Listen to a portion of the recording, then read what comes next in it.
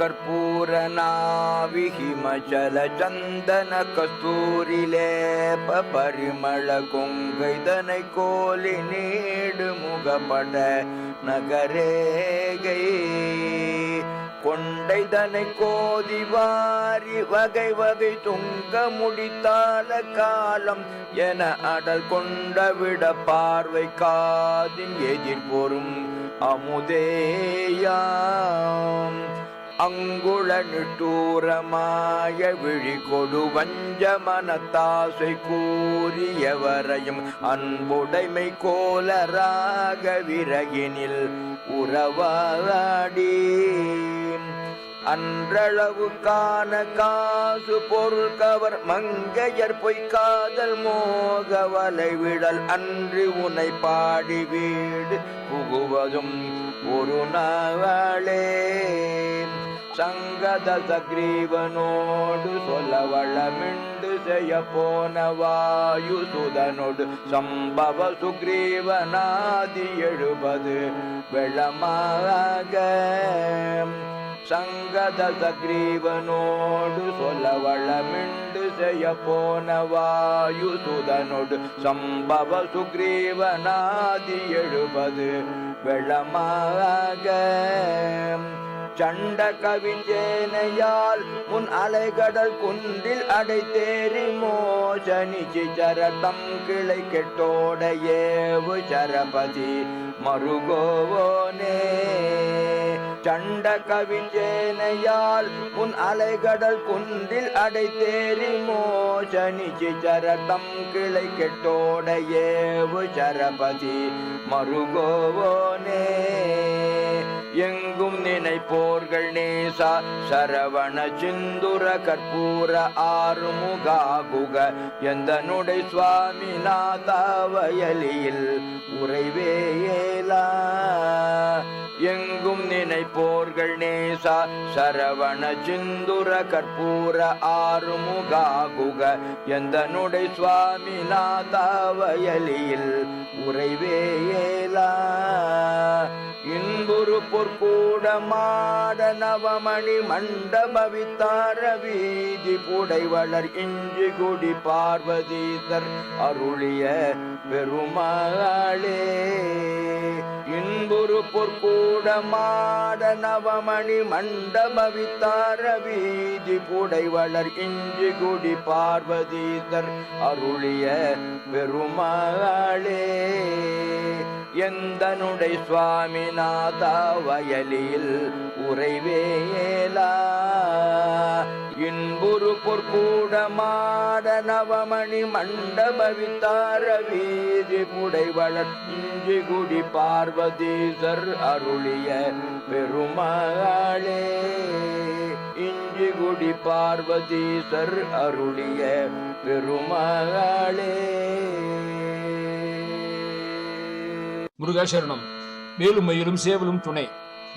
வரிசையாக 10 தலைகள் கொண்ட ராவணனோடு தூது சொல்வதற்கு தகுந்த சொல்வளம் முதலிய ஆற்றலுடன் லங்காதகனம் முதலிய வீர செயல்களை நடத்தச் சென்ற மாருதி மைந்தன் அனுமனோடு ஜாம்பவான் சுக்ரீவன் முதலான 70 வெள்ளம் சேனைகளுடன் முருகு செறிகுழல் பாடலில் சொல்லுவார், கவச அனுமனோடு 70 கவி விழ அணையில் என்று. வலிமை வாய்ந்த வானர படையால் முன்பு அலைவீசும் கடலை சிறு மலைகளை போட்டு அணைக்கட்டி இலங்கையில் புகுந்து கெட்ட எண்ணம் உடைய அசுரர்கள் சுற்றம் அழிந்து போக அம்பை செலுத்திய வில் வல்லோன் ஸ்ரீராமனின் மருகனே, எந்த உலகத்திலும் எந்த சூழ்நிலையிலும் தம்மை தியானிப்பவர்களின் உறுதுணைவனே, சரவணபவனே, சிவப்பு சார்ந்து பச்சை கற்பூரம் அணிந்த ஆறுமுகனே குகனே பழனிவர் கற்பூர கோலாகலா என்பார்.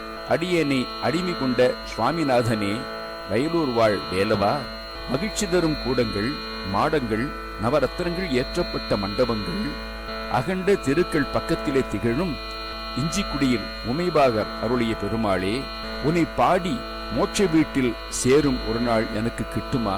எங்கு நினைப்போர்கள் நேசா, சரவணா, சிந்துர கற்பூர ஆறுமுகா குகா, எந்தனுடைய சுவாமிநாத வயலியில் ஒரே வேளா என்பது மனப்பாடம் செய்யத்தக்க வரியாகும். ஸ்தல குறிப்பை பார்ப்போம். சுவாமி பார்வதீஸ்வரர், அம்பாள் சாந்தநாயகி, தீர்த்தம் அக்னி கங்கா, ஸ்தல விருட்சம் சந்தனமரம். பார்வதீஸ்வரர் திருக்கோவில் விக்ரம் சோழன் காலத்தில் கட்டப்பட்டது. குலோத்துங்க சோழனுக்கு நீண்ட காலமாக குழந்தை செல்வம் இல்லை. எனவே இத்தலத்தின் அம்மனை வேண்டினான். அம்மன் அருளால் குழந்தை வரம் கிடைக்கப் பெற்றான். உடனே அம்மனுக்கு கொலுசு அணிவித்து வேண்டுதலை நிறைவேற்றினான் மன்னன். இன்றும் அம்மன் கால்களில் கொலுசுகளுடன் அருள்பாலிக்கிறாள். இத்தலத்தில் சூரியன் சந்திரன் அருகருகே காட்சி தருவது சிறப்பாகும். எனவே இத்தலத்தில் வந்து வழிபட்டால் கிரகதோஷங்கள் நீங்கும் என்பது நம்பிக்கை. இத்தலத்தில் திருமண கோலத்தில் சண்டிகேஸ்வரர் சண்டிகேஸ்வரியுடன் காட்சி தருவது சிறப்பு. எனவே இத்தலத்தை இறைவனை வழிபட்டால் திருமண யோகம் உண்டாகும் என்பதும் நம்பிக்கை. தினமும் நாகலிங்க பூக்களால் அர்ச்சனை நடைபெறுவது இத்தலத்தின் தனிச்சிறப்பாகும்.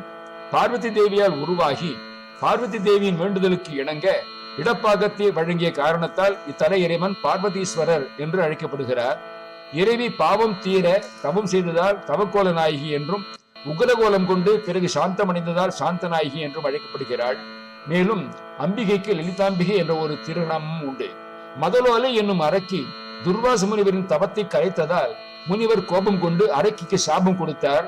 சாபத்தின் விளைவாக அம்பரன் அம்பன் ஆகிய அசுர குழந்தைகளை பெற்றெடுத்த மதலோலை ஈன்றதும் இறந்து போனாள். அம்பரன் அம்பன் 2 அசுரர்கள் வளர்ந்து பெரியவர்கள் ஆனதும் தேவர்களுக்கு பல கொடுமைகள் செய்தார்கள். இதனால் தேவர்கள் சிவபெருமானிடம் தஞ்சம் புகுந்தனர். சிவபெருமான் புன்னகையுடன் தன் தேவியை பார்த்தார். ஈசனின் குறிப்பறிந்து பார்வதி தேவி அசுரர்களை அழிக்க அழகிய கன்னிப்பெண்ணாக உருவெடுத்து அரக்கர்கள் முன் தோன்றினாள். 2 அசுரர்களும் கன்னிப்பெண்ணாக உருவெடுத்த அம்பாள் மீது மையல் கொண்டார்கள்.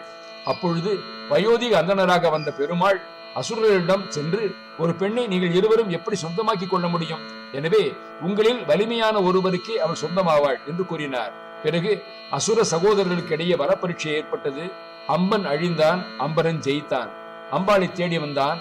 அப்பொழுது மகா காளியாக உருவெடுத்து நின்றாள் அம்பாள். பயந்து போன அசுரன் வடக்கு நோக்கி ஓடினான். அவரை துரத்தி சென்று தனது சூலாயுதத்துக்கு இரையாக்கினாள் அம்பாள். அசுரவதம் முடிந்ததும் உக்ரம் தணிந்து மீண்டும் ஈசனின் இடபாகம் அடைய வேண்டும் என கேட்டுக்கொண்டார் பெருமாள். தேவியும் உக்ரம் தணிந்து அருகில் இருந்த சந்தனமர காட்டுக்கு வந்து மண்ணில் லிங்கம் பிடித்து வைத்து வழிபட்டாள். உரிய காலம் வந்ததும் சிவபெருமான் தோன்றி அம்பாளை தனது இடபாகத்திலே ஏற்றுக்கொண்டார்.